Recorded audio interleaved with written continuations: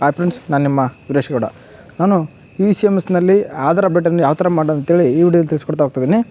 ನೀವೇನಾದರೂ ನಮ್ಮ ಸ್ಪರ್ಧಾ ಚೇತನ ಅಥವಾ ವೀರೇಶ್ ಗೌಡ ಯೂಟ್ಯೂಬ್ ಚಾನಲ್ನ ಸಬ್ಸ್ಕ್ರೈಬ್ ಮಾಡ್ಕೊಂಡಿಲ್ಲ ಅಂದರೆ ಈ ಕೂಡಲೇ ಸಬ್ಸ್ಕ್ರೈಬ್ ಮಾಡ್ಕೊಳ್ಳಿ. ಹಾಗೂ ನೋಟಿಫಿಕೇಷನ್ಗಾಗಿ ಬೆಲ್ ಐಕಾನ್ ಮೇಲೆ ಕ್ಲಿಕ್ ಮಾಡ್ಕೊಳ್ಳಿ. ನಾವು ಮಾಡೋ ಪ್ರತಿಯೊಂದು ವಿಡಿಯೋಗಳು ನಿಮಗೆ ನೋಟಿಫಿಕೇಷನ್ ಸಿಗ್ತಾ ಹೋಗ್ತವೆ. ಇಲ್ಲಿ ಮೊದಲನೇದಾಗಿ ನಿಮ್ಮ ಗೂಗಲ್ ಕ್ರೋಮನ್ನು ಓಪನ್ ಮಾಡಿಕೊಂಡು UUCMS ಅಂತೇಳಿ ಸರ್ಚ್ ಮಾಡ್ಕೊಳ್ಳಿ. ಸರ್ಚ್ ಮಾಡ್ಕೊಂಡ ನಂತರ ನಿಮ್ಮ ಲಾಗಿನ್ ಪೇಜಲ್ಲಿ ನಿಮ್ಮ ಯೂಸರ್ ID ಮತ್ತು ಪಾಸ್ವರ್ಡನ್ನ ಎಂಟ್ರ್ ಮಾಡಬೇಕಾಗತ್ತೆ. ಅಲ್ಲಿ ನಿಮಗೆ ಅದು ಯಾವ ಥರ ಅಂತ ತೋರಿಸ್ಕೊಡ್ತಾ ಹೋಗ್ತಿದ್ದೀನಿ. UUCMS ಅಂತೇಳಿ ಸರ್ಚ್ ಮಾಡಿದ ನಂತರ ಇಲ್ಲಿ ಕೆಳಗಡೆ ಬ್ಲೂ ಕಲರ್ ಬರುತ್ತಲ್ಲ, ಅದನ್ನು ಕ್ಲಿಕ್ ಮಾಡ್ಕೊಳ್ಳಿ. ಕ್ಲಿಕ್ ಮಾಡ್ಕೊಂಡ ನಂತರ ಒಂದು ವೆಬ್ಸೈಟ್ ಓಪನ್ ಆಯಿತು. ಅದರಲ್ಲಿ ಕೆಳಗಡೆ ನಿಮ್ಮ ರಿಜಿಸ್ಟರ್ ನಂಬರ್ ಮತ್ತು ಪಾಸ್ವರ್ಡ್ನ ಎಂಟ್ರ್ ಮಾಡಬೇಕಾಗ್ತದೆ.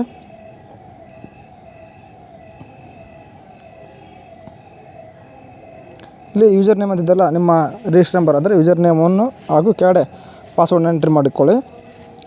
ಎಂಟ್ರಿ ಮಾಡಿದ ನಂತರ ಲಾಗಿನ್ ಆಗುತ್ತೆ. ಲಾಗಿನ್ ಆದಮೇಲೆ ಇಲ್ಲಿ ನಿಮ್ಮ ಆಧಾರ್ ಅಪ್ಡೇಟ್ ಅಂತ ಕೇಳ್ತಾ ಹೋಗುತ್ತೆ. ಅಂದರೆ ಏನು ಮಾಡ್ಬೇಕಂದ್ರೆ ಇಲ್ಲಿ ನಿಮ್ಮ ಆಧಾರ್ ಕಾರ್ಡ್ನಲ್ಲಿ ಇರ್ತಕ್ಕಂಥ ನೇಮ್ ಯಾವ ಥರ ಇದೋ ಅದನ್ನು ಕ್ಯಾಪಿಟಲ್ ಲೆಟರಲ್ಲಿ ಎಂಟ್ರಿ ಮಾಡ್ಕೊಳ್ಳಿ.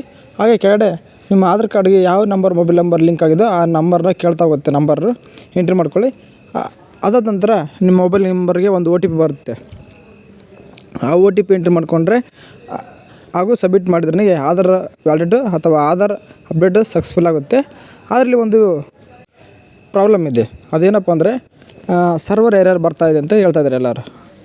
ಏನಕ್ಕೆ ಸರ್ವರ್ ಎರರ್ ಬರ್ತಾಯಿದೆ ಅಂದರೆ ಏನಾದರೂ ಸರ್ವರಲ್ಲಿ ಅವರು ಅಥವಾ ಏನಾದರೂ ತಂತ್ರಾಂಶವನ್ನು ಏನಾದರೂ ಅಪ್ಡೇಟ್ ಮಾಡ್ಬೋದು, ಅಥವಾ ಏನಾದರೂ ಕರೆಕ್ಷನ್ ಅಥವಾ ಏನಾದರೂ ಎಂಟ್ರಿ ಮಾಡ್ಕೊಳ್ತಾ ಇದ್ರಿಗೆ ಅವರು ಏನಾದರೂ ಸರ್ವರಲ್ಲಿ ಇಟ್ಟಿರ್ತಾರೆ, ಅಂದರೆ ಎರರ್ ಆಗ್ತಿರುತ್ತೆ.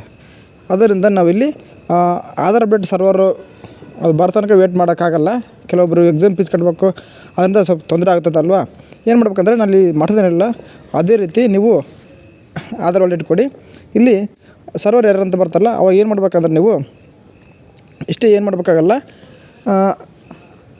ಒಂದೆರಡು ಬಾರಿ ರಿಫ್ರೆಶ್ ಹಾಕಿ ಬರಲಿದ್ರನ್ನ ಏನು ಮಾಡ್ಬೇಕು, ಬ್ಯಾಕ್ ಒಂದು ಸರಿ ಬ್ಯಾಕ್ ಬಟನ್ ಒತ್ತಿ. ಅಂದರೆ ಅವಾಗ ಏನು ಕೇಳ್ತಂದರೆ ಡೈರೆಕ್ಟಾಗಿ ಆಧಾರ್ ಅಪ್ಡೇಟನ್ನು ಕೇಳೋಕ್ಕೆ ಹೋಗಲ್ಲ. ಅಲ್ಲಿ ಏನು ಕೇಳ್ತಂದರೆ ಆಟೋಮೆಟಿಕ್ಕಾಗಿ ABCD ID ಎಂಟ್ರಿ ಮಾಡಿ ಅಂತ ಕೇಳ್ತಾ ಹೋಗುತ್ತೆ. ಆದ್ದರಿಂದ ನೀವು ಆ ABCD ID ಡಿಜಿಲಾಕರ್ ಓಪನ್ ಮಾಡಿಕೊಂಡು ಅದರಲ್ಲಿ ಯಾವ ಥರ ABCD ID ಕ್ರಿಯೇಟ್ ಮಾಡೋ ಅಂತೇಳಿ ಒಂದು ವೀಡಿಯೋ ಮಾಡಿದ್ದೀನಿ. ಅದು ನೋಡ್ಕೊಂಡು ಬೇಕಾದ್ರೆ ನೀವು ID ಕ್ರಿಯೇಟ್ ಮಾಡಿಕೊಂಡು ಇಲ್ಲಿ ABCD ID ಅಂತ ಕಾಣುತ್ತಲ್ಲ, ಅಲ್ಲಿ ನಿಮ್ಮ ID ಎಂಟ್ರಿ ಮಾಡಿ ಸಬ್ಮಿಟ್ ಮಾಡಿಕೊಂಡ್ರೆ ಆಧಾರ್ ಅಪ್ಡೇಟ್ ಹಾಗೂ ABCD ID ಎರಡೂ ಕೂಡ ಕಂಪ್ಲೀಟ್ ಆಗ್ತಾ ಹೋಗ್ತವೆ. ಇದೇ ರೀತಿ ಮಾಡಿಕೊಂಡ್ರೆ ನೀವು ಸರ್ವರ್ ಎರರ್ನ ಕೂಡ ನೀವು ಸಮಸ್ಯೆಯನ್ನು ಎದುರಿಸಬಹುದು. ಆ ABCD ID ಕ್ರಿಯೇಟ್ ಮಾಡೋ ವಿಡಿಯೋ ಲಿಂಕನ್ನು ನಾನು ಈ ಡಿಸ್ಕ್ರಿಪ್ಷನ್ ಬಾಕ್ಸಲ್ಲಿ ನೀಡಿರ್ತೀನಿ. ಎಲ್ಲರೂ ನೋಡಿಕೊಂಡು ABCD IDಯನ್ನು ಕ್ರಿಯೇಟ್ ಮಾಡ್ಕೊಳ್ಳಿ. ಈ ವಿಡಿಯೋ ನಿಮಗೇನಾದರೂ ಇಷ್ಟ ಆದರೆ ಲೈಕ್ ಮಾಡಿ ಹಾಗೂ ನಿಮ್ಮ ಫ್ರೆಂಡ್ಸಿಗೂ ಶೇರ್ ಮಾಡಿ. ಧನ್ಯವಾದಗಳು.